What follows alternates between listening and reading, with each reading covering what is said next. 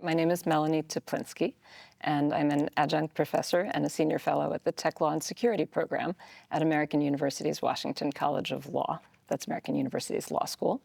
I began my career as an analyst at the National Security Agency.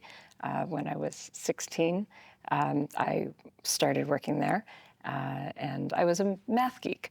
I was born with a propeller on my head and wanted to study math. Later on, I decided that I was really interested in studying the intersection of law, technology, and society. And I went to law school at Harvard Law School, graduated, and began working on issues at the intersection of law and technology, and have been doing that ever since in law firms, in the government, and in the private sector. Most recently, I was invited to the White House to speak about software reliability protections. And now I'm working in this space on a variety of different issues: encryption, artificial intelligence, cybersecurity, privacy. Straight to the question of quantum and the potential of quantum of breaking public key encryption, and specifically the RSA encryption. What are your thoughts about it? Yes, so using a classical computer, it's virtually impossible to break RSA. There have been a variety of estimates. Some say it could take as much as 300 trillion years. Quantum changes that. No one knows when quantum will actually be able to break RSA. There are all kinds of estimates. Some people say it'll be in 2 years, some people say 5. Some people say it'll be decades, and others say it will not be in our lifetime. But the key point is that we are going to get there, probably sooner than later. There are folks working very diligently on this problem, technical folks and policy folks alike. The security of RSA depends on solving a hard math problem. RSA is dependent on what's called the large factoring problem. When two numbers are multiplied by each other, you get a third number of the product. It's easy to do that. It's easy to multiply two numbers and get a product. What's hard is to go the other way. And that is the basis for the security of RSA. It's trying to factor that big number into the two smaller numbers. Once we can do that successfully, we break RSA. What quantum computers do is they allow for computations to be done so much faster that it's actually possible to solve this problem. Back in 1994, a man named Peter Shor made a foundational discovery, which I'm sure you've heard about, right? He understood that the difficulty of factoring this problem, he understood that you could factor the large number exponentially faster with a quantum computer. And that's really important, because what it does is it means with a quantum computer, you might be able to break RSA in an hour or a week, rather than in 300 trillion years. Thank you. We actually interviewed Peter Shor. You did? It was a very interesting experience. He's older. He's a very particular character. Very, very nice. Great. I have a question. So you said that you are kind of also a mathematician, or you have that kind of brain. Yes. Your brain is wired as a mathematician. And in fact, we often discuss this factoring problem of the RSA, and the fact that quantum computers one day might be able to solve that problem. The factoring problem would be solved. But in the mathematical field, that is still an open question. It's still an assumption. We think that is hard.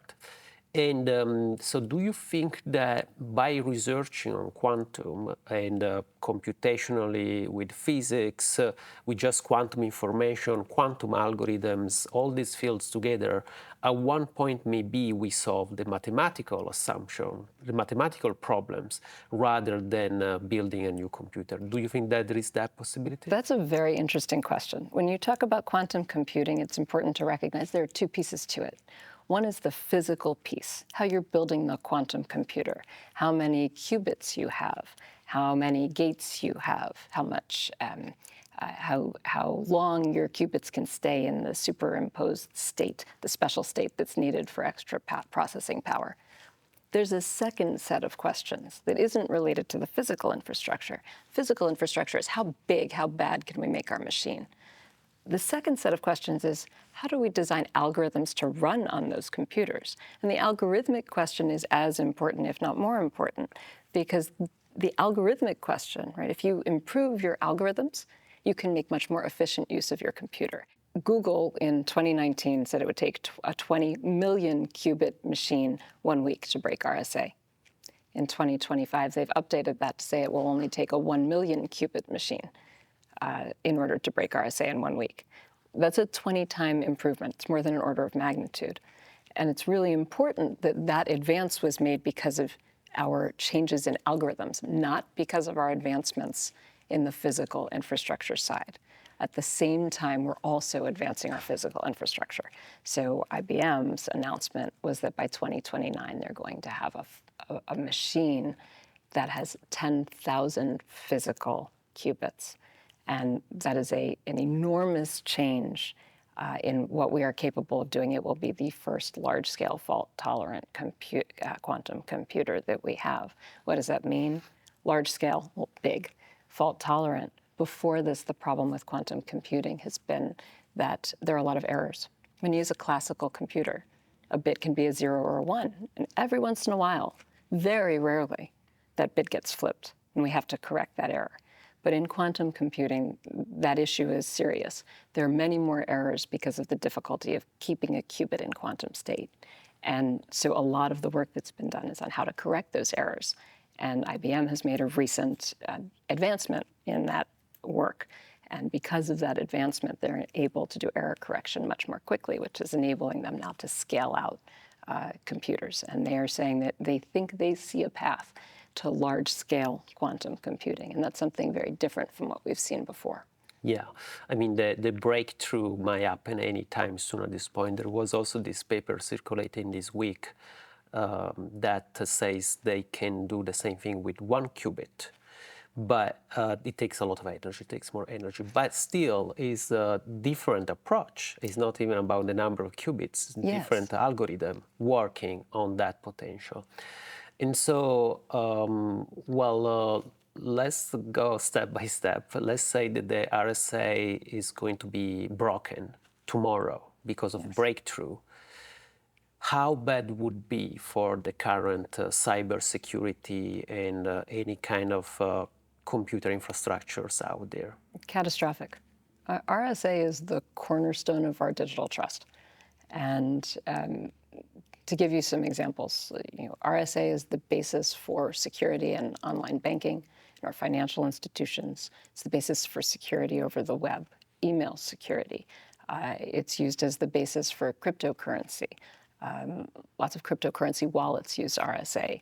Bitcoin and Ethereum run on elliptic curve cryptography, which is, although not identical, it's based on a slightly different mathematical problem, but it is also subject to the same concern that Shor's algorithm can be used to speed up the attack process for elliptic curves. So all of these things are vulnerable. RSA has 2 primary functions.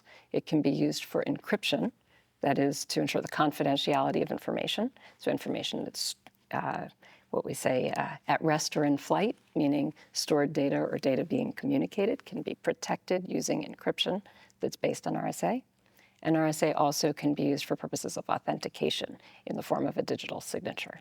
And that second piece is often not as well understood, but the implications of that are enormous because consider, for example, if you take your Apple iPhone and you get an update from Apple for your Apple iPhone, if a malicious actor were to send you a software update that's signed with the Apple key, right, and you were to then upload that to your phone along with all the other people who own an Apple phone in the world, you can imagine the havoc that could be wreaked. And that would just be the consequences of one RSA key being broken. Yeah, and not speaking about, concerning the identity problem of the RSA and signatures, not mentioning that you can send an email on behalf of a general. Precisely. So for national security or financial security, everyone can impersonate someone at That's that point. correct. So there is the problem of having everything that is open up for grab, pretty much, in the financial sector, and other kind of digital assets. And then there is the other problem of the digital identity, that everyone can impersonate anyone for malicious reasons. And that, if it happens tomorrow, it is catastrophic, because there are no security that are valid in place still today. That's correct. So you wonder if you sleep well at night. Well, I don't sleep well at night, but largely that's because I work on cybersecurity issues. In general. And I would say this is a problem that is coming, but in my view, it's a decade problem. Cybersecurity is a now problem. So I don't sleep well at night, and I probably won't for the next 10 years. You never know when things can get even worse, though. Yes. Considering the situation. Precisely. Right now. I wouldn't say that was naive to base everything on RSA, but it is a kind of old technology that, it was very useful, and we built so much on it. But now we should move forward very fast, not waiting 10 years, because, by the way, it's not going to take only 10 years to upgrade and migrate to post-quantum cryptography. What do you think? No, it absolutely won't take just 10 years. You can just look at history as an example, right? There are algorithms that have been considered unsafe for more than a decade that are still widely in use. And we are still kind of trying to solve the upgrade problem that we had the last time we had a generational shift in encryption technology. So we have the same problem now. And in fact, it's exacerbated a bit, because when new encryption technologies come out, it's very hard to know whether they are in fact secure. So the post-quantum cryptography that we have now, there was a NIST, which is the National Institute of Standards and Technology. It's part of the U.S. Department of Commerce. NIST is responsible for setting the information processing standards for the United States for the federal government. And NIST, for example, many years ago set the data encryption standard, DES, as one of our first encryption standards. That was later overtaken by the advanced encryption standard, AES, which is still in use today. Similarly with RSA. RSA was one of our standards. So NIST has been responsible for the post-quantum cryptography development. And they had basically a call to the public for entries. They said, send us your ideas. What can we do, right, to ensure that we have secure post-quantum crypto? Scientists from all over entered their algorithms. They went through a long process of public scrutiny. Some of the algorithms were deemed too computationally intensive and dropped out of the process. Some were deemed insecure and dropped out of the process. At the end, we were left with a few, and NIST has now approved for use a small handful of post-quantum crypto. NSA then did its own evaluation, National Security Agency, for use in national security systems, and they determined that they would choose two of the algorithms, the Kyber algorithm and the dilithium algorithm. And both of those are now approved for use in national security systems.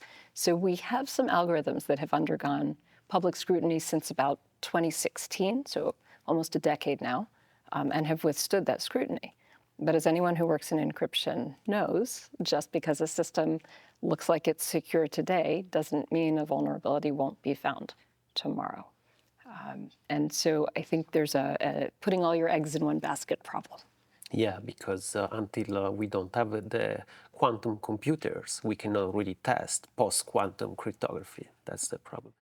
Were you involved internally in the NIST challenge? Because I saw in your profile, in your CV, that you also worked or you were involved in NIST. Yes, I was not involved in the post-quantum challenge, but one of my first jobs was working for the National Key Escrow Program Manager at NIST at the time that the United States government had proposed something called the Clipper chip. I don't know if that's something with which you're familiar. No. The Clipper chip came out in the 1990s. It was a Clinton administration effort. It grew out of what's called the going dark problem. At the time, law enforcement and national security were concerned that encryption was getting so good that they would no longer have access to communications even if they had a warrant. They were worried that they would go to a judge, get a warrant to listen into a communication. When they got there, they would find that it was encrypted in such a way that they couldn't break it. And so technologists came up with a kind of what I would call a cute solution. They said, well, why don't we develop encryption that's very, very strong, and we'll allow it to be exported all over the world, with the caveat that there is an extra key built in, so that if the government ever needs to get access to that communication, and it has the proper authority to do so from a judge with a warrant, the government can use its own key and open the back door and read the communications. And there was quite an uproar in the United States over this proposal. And there were what we called the encryption wars. It was called Encryption War I. And it was government and industry were fighting about this proposal. Government wanted to do it for law enforcement, national security purposes. And industry was very strongly against it, as were most of the civil society organizations. Backdoor. Backdoor. Well, this is a tricky question. I don't believe it, but since you are talking about this, I have to ask, do you think the RSA could have a sort of backdoor, so that mathematical assumption maybe was a setup? Because, you know, the history of it, the British intelligence came up with the same cryptographic system just a few years before of the RSA. And so, I mean, this is a suspicious, of course, but since it already happened in the 90s, there is that suspicious, and it actually happened also with there was I think it was the hash function that was actually created internally by the NSA and was also constructed. Do you think the RSA could have the same history here? So I recall the controversies on the hash function, about the role of NSA in the development of NIST standard, and know some of the players involved in that. I think national security organizations will always do the things they need to do to try to further their missions. I think in the case of encryption, one of the tools that we have is large groups of people who are able to, in public, look at the algorithms. And I think that is our best defense against the development of vulnerable systems. I think the fact that the United States government relies on RSA for a large portion of its communications suggests that that is not the case. If you think about the mission of the National Security Agency, it isn't one way. It's a dual mission. On the one side, right, NSA has a signals intelligence mission to listen to foreign communications for the benefit of the national security of the United States. But on the other side, NSA also has a much less well-known mission, which is to protect the communications of the United States from prying ears of foreign governments. And so we call it the equities problem, right? Every time there's an advancement on one side, it's to the detriment of the other side. And in the intelligence community, folks need to balance those concerns and determine which outweighs the other. Yeah, and if it wasn't secure, it would have been already broken. This is like a 40 years problem that has been not solved by anyone, and there were so many efforts to break it. Yes. Nevertheless, it's still a mathematical assumption, and we never know when it's going to be broken. At this point, it might be just too late, and maybe we waited a little too long. Do you know any other organization out there that would work internationally and bring together NIST, maybe with the European organizations, with the organization in Asia? I heard, for instance, like in Japan, they're also working. And it would be about global policy, like cybersecurity global policy. And I could imagine the UN, but maybe you have more insights about that. So traditionally in the US, as you noted, right, NIST has had the lead for these processes, certainly for the federal government. NSA has had the lead on the national security side. Internationally, and this has been for a long time, NIST has worked with the ISO, the International Standards Organization, and the IETF, the Internet Engineering Task Force, and I believe the IEC as well. All three of those organizations have worked together. NIST has worked on the approval of the initial algorithms. ISO tends to work on the interconnections, right? How different countries can work together to interconnect in their standards. So it's as important for standards development, not just that we standardize on the algorithms, but that we standardize on the way that we connect with each other. And so there's been an enormous amount of work through the ISO on those types of issues, and I imagine that that will continue. The UN is more complicated because of the geopolitical issues right now, of course, right? Our relationships with near-peer adversaries, China, and adversaries like Russia, have been changing how the UN functions. And I would say it's probably a more difficult body to work with for these kinds of standardization type issues. And once we figure how to standardize this new post-quantum cryptography, and we have a technology that works, or at least is secure enough for the moment, then we need an effort to advocate for the implementation. And I mean, you cannot enforce, but you can advise countries, organizations, corporations, banking, especially, for instance, to migrate to that new standard as soon as possible. And that's the role of another organization, do you think? So that's an interesting question. You alluded already to kind of what's been going on here. Here, this has been working through executive action, right? And that's been in part because there has been a tendency away from the regulatory regime. Personally, I actually think this is a good place for some kind of regulation. I think because there are such large public interests at stake here, as you just referenced, right? This is the core of our banking system. This is the core of some of our healthcare systems. And this is at the core of many of our other critical infrastructures, right? Energy, power, telecom. Because of that, I think there's a public interest here. So I think this is a good place for regulation. The European Union has moved in that way. My understanding is that high-value systems in the European Union are required to migrate to post-quantum crypto by 2030. And I think the United States is, although we haven't taken a purely regulatory approach, we've taken more of an incentive approach. I think the US will eventually move in that direction as well. If we can't get there by encouragement, I think we will get there through some combination of procurement requirements, right? The government can drive private industry to move in this direction through its own procurement. The government's one of the largest customers in the world. By purchasing or requiring that the purchase of government products support post-quantum crypto, they could really drive the marketplace. So I think we have one option in terms of even the global marketplace is to use government procurement as a driver. And we can certainly take a leadership role in getting industry to move this way by requiring that products that are used by the federal government and analogously, state and local governments can require the products that they purchase to also be post-quantum crypto ready.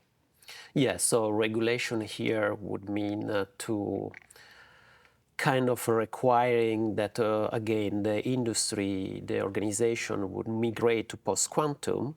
At the same time, I feel regulation here would also be needed to make sure there are not organizations or especially private entities that provide post-quantum secure only not accessible to all. So that maybe there is a company that creates a post-quantum internet or just a secure network, and you have to pay to access and use it.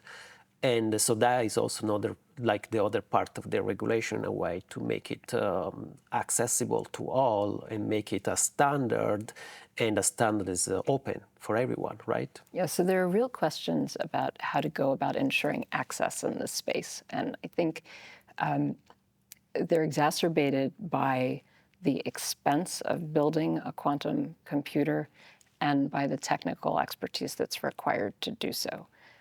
Because of those hurdles, right, I think there will be a tendency toward monopolization in this space. And so there are very important questions that need to be answered about how one goes about ensuring access to quantum computing in such a way that we do not make worse the digital divide that already exists globally. For sure, there are plenty of quantum algorithms that are being patented right Yes. now, and some of them might be even about breaking encryption. Maybe they label them a little bit more differently, Yes. but there are already plenty.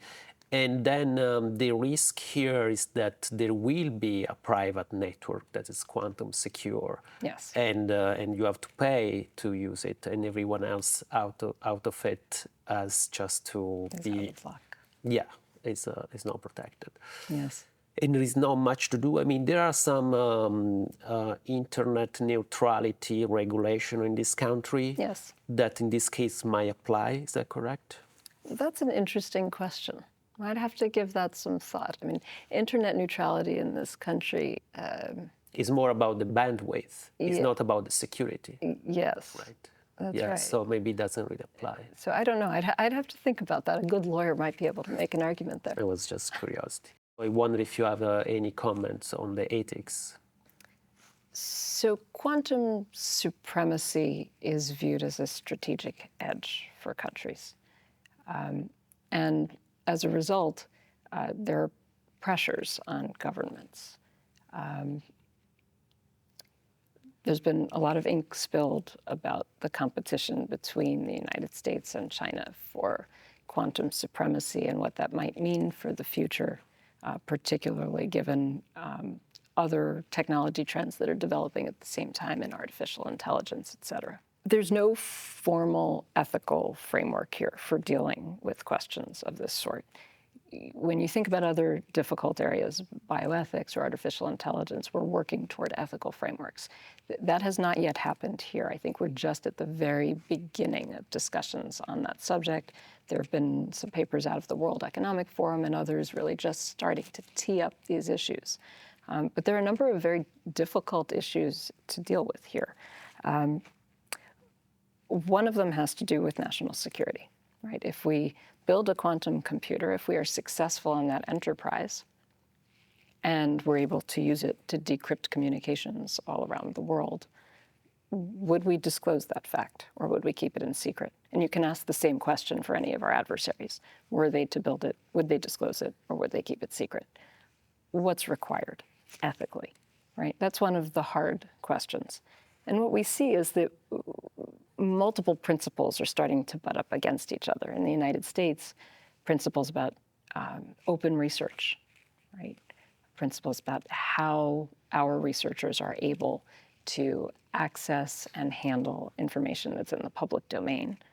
And that principle of having open research starts to butt up against either national security needs or commercial interests in some cases. And so that's the balancing act that we're going to be engaging in as we address the first set of ethical questions. You know, one of the things that I think we need to be doing is working in partnership with our allies on these issues. Long term, whatever gets built should be supporting the values that we've long held: openness, transparency, human rights. All of these values are things that the United States has historically supported. And as we develop new technologies, whether it's been 5G, encryption, AI, we've always tried to promote these values in the development of our technologies. And I think we should continue that through partnerships with our allies. At the same time, we need to use caution with our adversaries, right?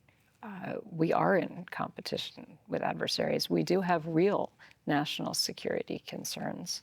At this moment in particular, there's a strong feeling that the Chinese may be engaging in a conflict in the not too distant future over Taiwan.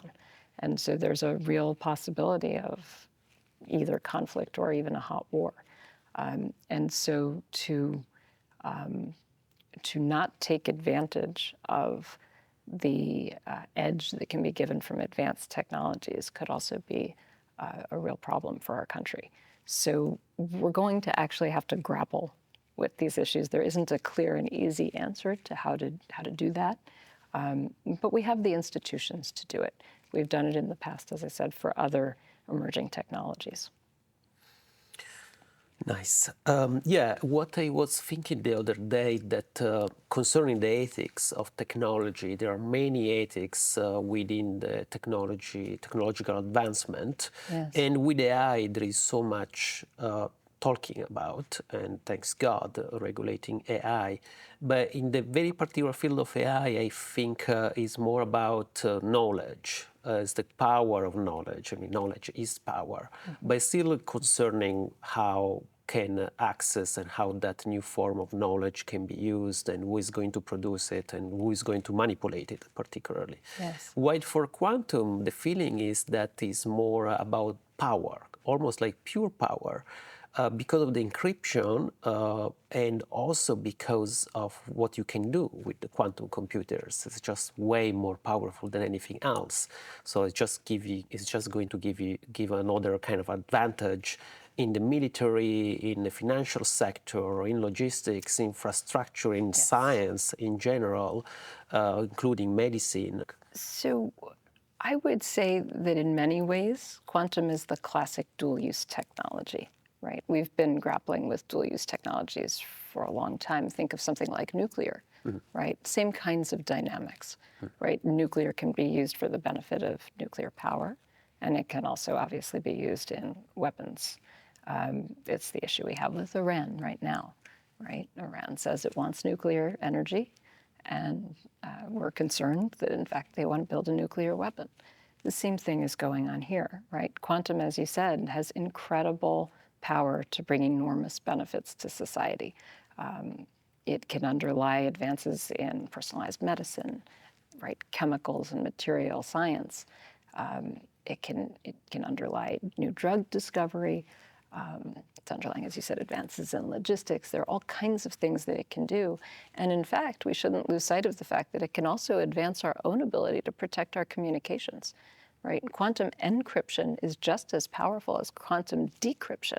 Quantum encryption allows us to set up a communications link where if there is a third party listening in, we would know immediately because it would disturb the quantum situation, right? You'd be able to actually immediately know if someone tried to disrupt the communication for eavesdropping purposes. So quantum offers a lot of power that is as yet, I would say, unappreciated.